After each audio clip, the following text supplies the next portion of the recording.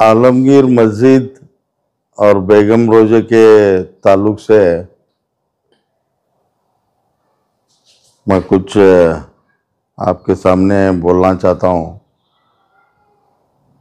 कि आलमगीर कमेटी का जब केयर टेकर बनाया गया तो उसके बाद में वक़्फ़ वालों ने हाई कोर्ट और ट्रिब्यूनल के अंदर केवेट डाले थे।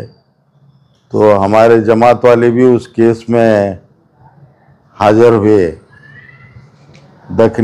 मुख्तार दखनी एडवोकेट के जरिए। तो हाई कोर्ट का WP नंबर है 203338/25। हाई कोर्ट कलबुर्गी में एक केस है। आज जो सुनवाई हुई है कोर्ट के अंदर उस ताल्लुक से हम लोगों ने स्टेट वक्फ बोर्ड और डिस्ट्रिक्ट वक्फ बोर्ड को पार्टी बनाया है। शकील बागमारे को हम कहीं पर भी पार्टी नहीं बनाए। तो कोर्ट में आज जो जज साहब ने जो ऑर्डर किया है वो ऑर्डर जो है 17/3/2025 जो हमारी कमेटी बनने के लिए डिस्ट्रिक्ट वक्फ बोर्ड वालों ने वहाँ भेजा था स्टेट वक्फ बोर्ड को, 1 महीने के अंदर कमेटी बना के देना बोल के ऑर्डर हुआ है। और मैं फेसबुक के जरिए थोड़ा सुना कि शकील बागमारी ने कुछ गलत बातें कही हैं। तो मैं अल्लाह क्या बोलता है, कौम में इंतशार मत पैदा करो, जो है हकीकत जो है वो लोगों में पेश करो। शकील बागमारे हमारे केस में पार्टी भी नहीं है। हमारे केस में पार्टी डिस्ट्रिक्ट वक्फ और स्टेट वक्फ बोर्ड है। और हाई कोर्ट ने जो है 30 दिन में कमेटी बनाने का ऑर्डर किया है। जब शकील बागमारे ऐसी गलत अफवाह जो मुसलमानों में झगड़े लगाने की जो बात कर रहे हैं तो ये कोर्ट ऑफ कंटेम्प्ट होता है। तो फिर ये कमेटी वाले उनके ऊपर हाई कोर्ट के अंदर इसका जो है वो एक्शन ले सकते हैं।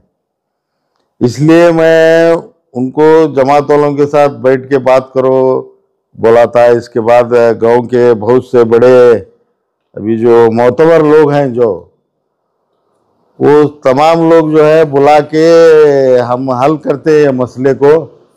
जब तक तुम प्रेस के अंदर इसके बारे में मत बोले थे। तो मैं उस ताल्लुक से अगर मेरे बारे में जो शकील बागमारे साहब परसों जो गलत सलत बातें कही, मैं उसका जवाब तो अभी देना नहीं चाहता। आने वाले दिनों में उसका देखेंगे, उसका जवाब देंगे। आदमी छोटा होने से कोई नहीं होता, अल्लाह की नज़र में बड़ा होना है। तो मैं उनको इतना ही कहना चाहता हूं कि तुमसे हमें ये उम्मीद नहीं थी शकील बागमारे साहब, तुमसे हमें ये उम्मीद नहीं थी। जहाँ तक ताल्लुक़ है हमारे हमीद मुशर्रफ साहब, सज्जाद मुशर्रफ साहब, जमीर बांगी, इद्रुस बख्शी, एडवोकेट कादरी, मैनो बिलगी, शकील सुतार साहब, ये सब लोग हमीद मुशर्रफ साहब के ऑफिस में मिलकर ये मसले को हल करने की बात की है। इसलिए हम उसके बारे में ज़्यादा बात नहीं करेंगे। ये जो कोर्ट का आज हुआ है, ये जो शकील बागमारे साहब कौम के अंदर इंतशार पैदा कर रहे हैं, उस ताल्लुक से उतना ही मैं बोल रहा हूँ। उसके बाद जो है अब कौम के 4 बड़े लोग कितना भी संघर्ष होने दो, अब बोले तो हमको खामोश रहना पड़ता है। क्यों बोले तो 2008 का मैं इलेक्शन ठहरा था जनता दल से यहाँ। तो उसके बाद तनवीर पीरा साहब के हमारे बीच में FIR हुए थे। बाद में कौम के कुछ लोग बोलने के बाद वो FIR B-False भी कराए, लेकिन बाद में वो मेरे ऊपर एक डिफॉर्मेशन केस डाले थे। उसके बाद अभी जो हमारे मिनिस्टर साहब हैं शिवानंद पाटिल साहब, उनके भाई शिवशरण पाटिल साहब, उनके और एक छोटे भाई विजू गौड़ा पाटिल साहब और हमारे बीजापुर के अंजुमन के दिगर हजरात और पूरी मुशरिफ फैमिली, जब फयाज मुशरिफ साहब भी जिंदा थे, ये सब तमाम लोग मिलके और हमारे उनके बीच में सुलह कराए, तो हम उसको मान के चले। तो ऐसे कुछ बातें आपस में कुछ गड़बड़ होने के बाद कुछ बड़े लोग कुछ करते रहते हैं, तो हमको उसमें थोड़ा आगे पीछे होना पड़ता है। इसलिए मैं आज का जो मामला है कोर्ट का, उसके अलावा मैं कुछ बात नहीं करूँगा। क्यों बोले तो अभी कुछ लोगों के हाथ में हमने उनको इसका मसला हल करने की जिम्मेदारी वो लोग उठाए हैं।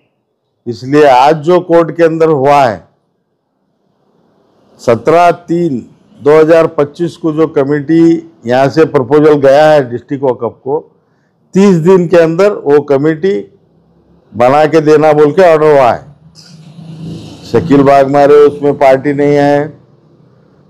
मैं पहले भी बोला हूँ आपको, इसकी जो इंक्वायरी है, इसका जो मिस अप्रोप्रिएशन अगर हुआ है तो इसका कानूनी जो कार्रवाई कर रहे हैं, इसके लिए हमारी कोई तकरार नहीं है। लेकिन जिस तरीके से वो कौम के अंदर इंतशार पैदा कर रहे हैं, ये बहुत बड़ी गलत बात है। बस इतना है। तो इस आलमगीरी कमेटी को टारगेट करने के पीछे असली चेहरा किसका है? नहीं, मैं अभी फिलहाल बोला नहीं। अभी मैं बड़े कुछ लोगों को वादा किया हूँ, अभी मैं नाम लेना नहीं चाहता। अभी जो भी अब कुछ बातें ऐसी होती हैं कि मजबूरन आदमी को खामोश रहना पड़ता है। मैं अभी तुम्हें बताया कि तुम्हारे चंद केसेस हुए थे, डिफरेंट तुम्हारा केस भी हुआ था, तो वो बात अभी कहीं करे तुमने क्या लगता? नहीं, अभी जो ये आलमगीर मस्जिद के मामले में भी अभी वो स्टेज को ही आया है। इसलिए मैं वो पिछला जो हुआ था वो आपको मैं दोहराया। दूसरा कुछ अभी बोलने की उसमें ये नहीं है। कमेटी में तुम्हें नहीं, कमेटी को तुम्हें राजीनामा दी, तो फिर ये जानकारी तुम्हें किए दे रहे कमेटी वाले के? ये यूसुफ भाई क्या है, ये कमेटी को जो तकलीफ आई है आज मेरी वजह से आई है, वो पहले भी मैं आपको बोला हूं। तो अब मैं बदनाम हो रहा हूं उसमें, इसलिए सीधा करके देना भी मेरी जिम्मेदारी है ना। तो जब तक इनकी कमेटी बनती नहीं, मैं इनको कंधे से कंधा लगा के साथ देता हूं बोल के पहले भी बोला हूं, अब भी बोल रहा हूं। राजीनामा तो मैं दिया हूं, कमेटी में मैं अभी भी नहीं हूं, रहता भी नहीं। तो हमारा सवाल वही है कि इसके पीछे किसका चेहरा है? तुम्हें बोल छोड़ो तो पब्लिक को मालूम होती है ना, साजिश चली आलमगीरी कमेटी के। मैं परसों आपके यूटीवी के जरिए बोला हूं कि यहाँ बीजापुर के एक वक़्फ़ के मेंबर, जिनका मैं नाम नहीं लेना चाहता, इस साजिश के पीछे उनका हाथ है। और जो भी ये मैं कांग्रेस के लीडरों के नाम लिया, वो लोग बात करने के बाद मेरा ही नाम बोले हैं वो, इसलिए मैं राजीनामा दिया हूं। वही मेरे तरफ से कमेटी वालों को क्यों तकलीफ हो, मैं राजीनामा देता हूं। ये जो मामला है सीधा कर दो। हाईकोर्ट में जो ऑर्डर हुआ है वो उसको गलत कहीं को बता रहे हैं शकील बागमारे। वो शकील साहब से ही पूछना, आप शकील साहब से ही पूछना। और एक आजकल में कोर्ट का ऑर्डर भी आ जाता है आपके सामने, जब तक कोई झगड़ा फसाद नहीं होना बोल के मैं आपके सामने आया। अभी कोर्ट का ऑर्डर आने के बाद आपके सामने जमात वाले वकील मिलके ही प्रेस मीट करेंगे, लेकिन जब तक दोनों ग्रुपों में कुछ भी ऐसा संघर्ष नहीं होना बोल के मैं क्लियर कर रहा हूं आपको। तो कोर्ट का फैसला कुछ भी आया तो उसे आप कबूल करते हैं? बिल्कुल, कोर्ट से बढ़ के तो कोई नहीं है। कोर्ट से जो आता है उसे कबूल करना ही पड़ेगा। लेटेस्ट न्यूज अपडेट्स के लिए YouTube एक्सप्रेस को सब्सक्राइब कीजिए, साथ में बेल आइकॉन को भी क्लिक कीजिए। साथ ही साथ लाइक, शेयर और कमेंट करना ना भूलिए।